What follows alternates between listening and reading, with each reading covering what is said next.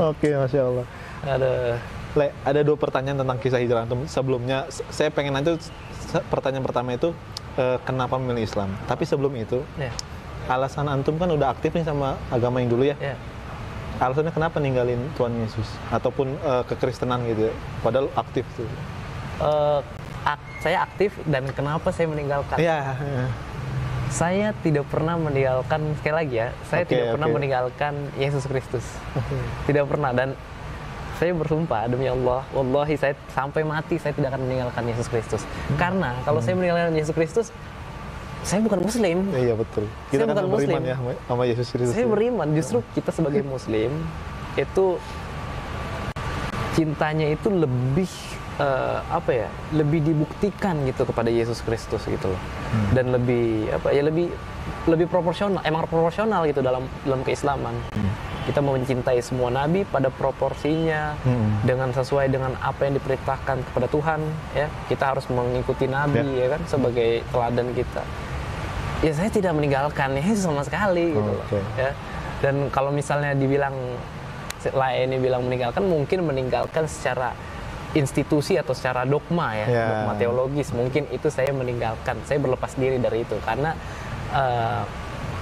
mungkin berhubungan dengan yang tadi, saya dalam kenapa saya memilih Islam dan meninggalkan Katolikan secara khusus atau kekristenan secara umum, sebabnya adalah karena saya tidak sepakat atau tidak bisa menerima konsep ketuhanan di agama saya sebelumnya atau di kekatolikan, tidak bisa. Yaitu apa? Konsep Trinitas atau Tritunggal ya, yang mana memberitakan bahwa Allah itu satu, namun di dalamnya terdapat 3 oknum atau Allah ini hadir dalam 3 rupa seperti itu. Saya kurang berkenan ya. Kenapa? Karena seperti ini. Yang pertama, di dalam konsep itu ada yang namanya Allah Bapa, ya, Allah Bapa. Lalu Allah Bapa ini yang mereka katakan berfirman, lalu firman itu menjadi manusia. Nah, manusia ini kan Yesus Kristus ya, Yesus Kristus. Dan manusia ini, Yesus Kristus ini berkarya dengan Roh Kudus. Nah, jadi ada 3 dan 3-3-nya saya nggak tahu kenapa nih 3-3-nya jadi Allah gitu loh. Dan saya ini yang bikin saya merasa gelisah, bingung gitu loh. Nah, awalnya memang karena dari SMP saya sudah memikirkan hal ini. Jadi bukan baru-baru ini, dari SMP. Iya. Dari SMP saya memikirkan konsep Tritunggal atau konsep Trinitas ini membingungkan bagi saya. Kenapa? Karena mungkin ya di SMP dulu ini hanya sesederhana seperti ini. Konsep Tritunggal, bila konsep Tritunggal adalah kebenaran, bagaimana mungkin? Yang saya tahu, Tuhan itu Esa. Tuhan itu Esa, ya kan? Tapi kenapa harus dibagi 3 gitu?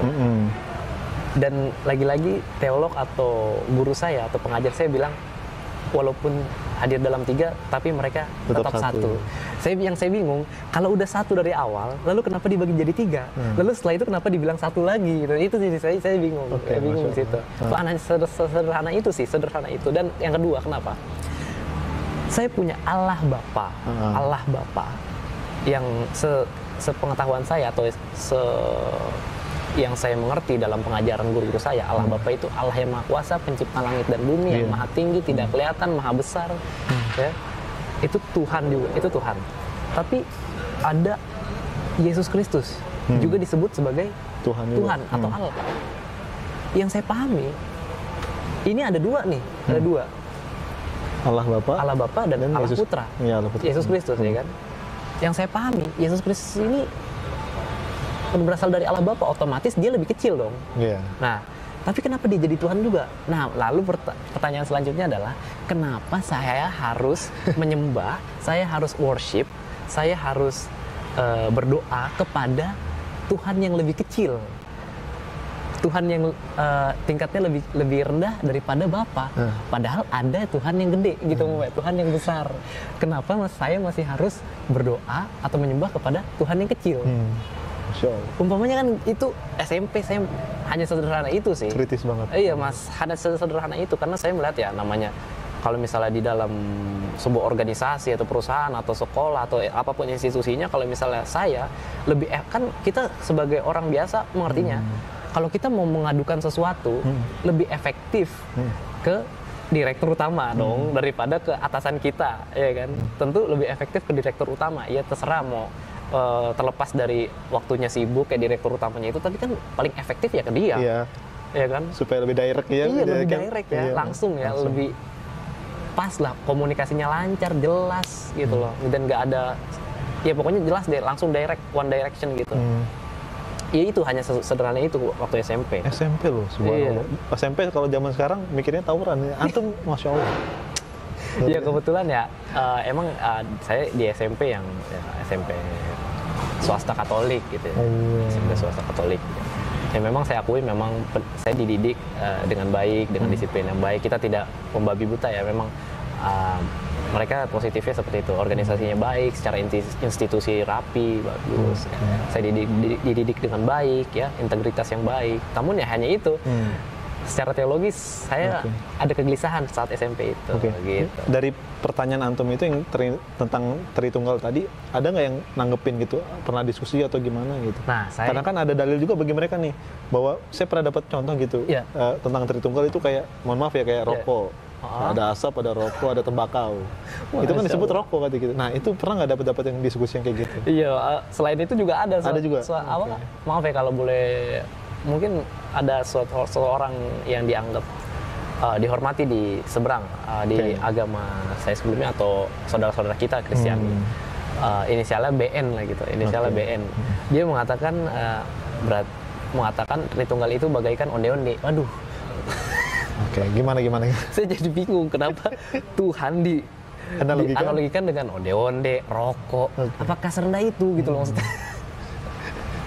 Dan ada lagi yang menganalogikan sebagai matahari. Jadi macam-macam lah gitu.